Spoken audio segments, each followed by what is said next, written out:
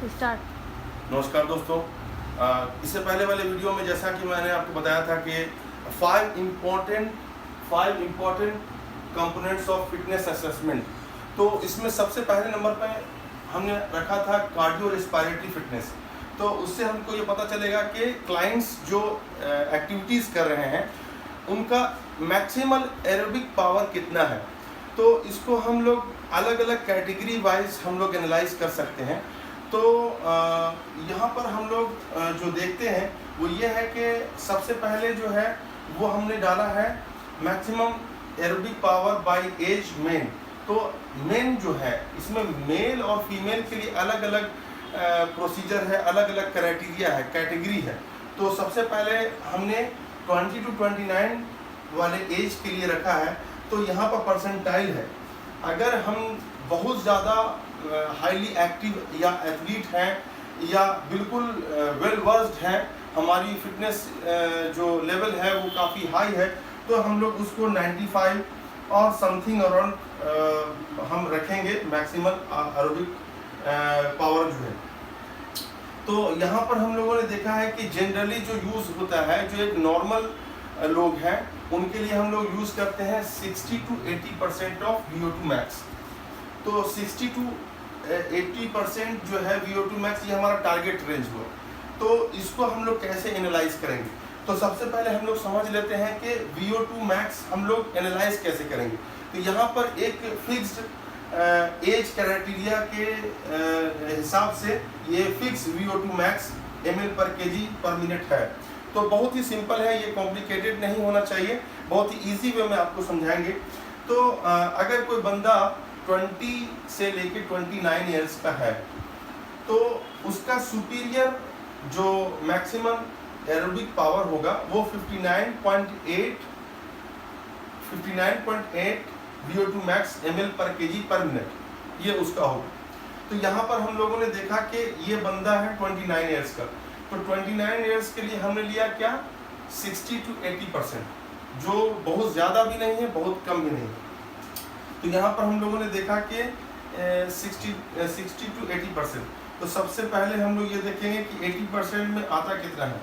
यहाँ पर देखेंगे कि ये एक्सेलेंट कैटेगरी में 51 आता है।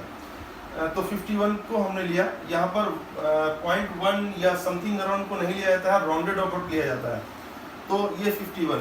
तो हम लोग ये देखेंगे कि हमारा लोअर जो एंड है वो लोअर एंड जो एरोबिक कैपेसिटी का है वो हम उसको निकालेंगे पहले। तो यहाँ पर इक्वेशन जो है, जो इक्वेशन हम लोग यूज़ करते हैं आपका एरोबिक कैपेसिटी को एनालाइज करने के लिए, वो ये है कि टारगेट VO2 लोअर एंड। तो लोअर एंड ये हुआ, तो 0.6 इंटू 51 माइनस 3.5 प्लस 3.5, ये 3.5 क्या है, रेस्टिंग VO2 मैक्स इसको एनालाइज किया जाता है। किसी भी लेडीज़ हो या जेंट्स हो, किसी भी लोगों का VO2 मैक्स निकालने के लिए हम लोगों को रेस्टिंग, देखिए यहाँ पर हमने दिया है VO2 रेस्ट, ये हम लोग जानते हैं कि VO2 रेस्ट जो है वो 3.5 ml/kg/मिनट है। ये इसको हम लोग उसको याद रखें कि 3 to 3.5 ml ही फिक्स्ड होता है रेस्टिंग हार्ट रेट या रेस्टिंग वॉल्यूम ऑफ ऑक्सीजन, ये 3.5 ही होता है। तो यहाँ पर हम लोगों ने ये देखा कि अगर ये कैलकुलेशन करके हम लोगों ने देखा कि 32 ml/kg/मिनट इस बंदे का मैक्सिमम एरोबिक पावर है। यानी अगर इसको हम एक चीज़ और हम लोग देखेंगे कि अगर हम लोग इसको देखेंगे कि इसको MET में, मेटाबॉलिक इक्विवेलेंट में हम लोग देखेंगे, आने वाले नेक्स्ट वीडियो में आपको मैं बताऊंगा कि मेटाबॉलिक इक्वेशन कैसे होगा। तो मेटाबॉलिक इक्वेशन इसलिए मैं बता रहा हूँ कि आपको पता कैसे चलेगा कि किसी मशीन्स पर आप उसी रेंज में हैं, तो MET निकालना पड़ेगा। तो MET आपको निकाल करके मैं बताऊंगा कि कैसे MET निकलेगा, मेटाबॉलिक इक्विवेलेंट्स। तो यहाँ पर आपने देखा कि इस बंदे का 32 ml/kg/मिनट इसका लोअर एंड ऑफ रेंज, ये वॉल्यूम ऑफ ऑक्सीजन पर मिनट इसका ये लोअर एंड है। अब यहाँ पर इसी चीज़ को हम लोग टारगेट VO2 हायर एंड, तो 0.80, चूँकि यहाँ पर 0.80 है, इंटू 51 माइनस 3.5 प्लस 3.5, ये 41.5 ml पर kg पर मिनट, ये VO2 मैक्स उसका मैक्सिमल एरोबिक पावर है। तो दोस्तों ये था आज का मैक्सिमल एरोबिक पावर, कैसे हम लोग उसको निकालेंगे। तो ये फॉर्मूला यहाँ पर इस्तेमाल करेंगे तो हम लोग उसको निकाल सकते हैं। ऐसे भी बहुत सारे लोग हैं जो डिकंडीशन है, जो पहले कभी वर्कआउट उन्होंने नहीं किया है, या फिर ऐसे हैं जो काफ़ी फैटी हैं या किसी प्रॉब्लम का शिकार हैं, जैसे कि किसी बीमारी का शिकार हैं।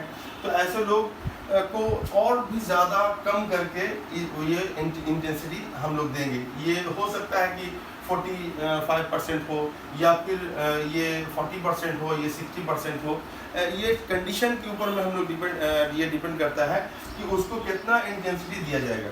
तो नेक्स्ट वीडियो में आपको हम बताएंगे कि कैसे हम इस VO2 मैक्स को हम मेटाबॉलिक इक्विवेलेंट में कैसे कन्वर्ट किया जाता है। तब तक के लिए आप देखते रहें YouTube चैनल।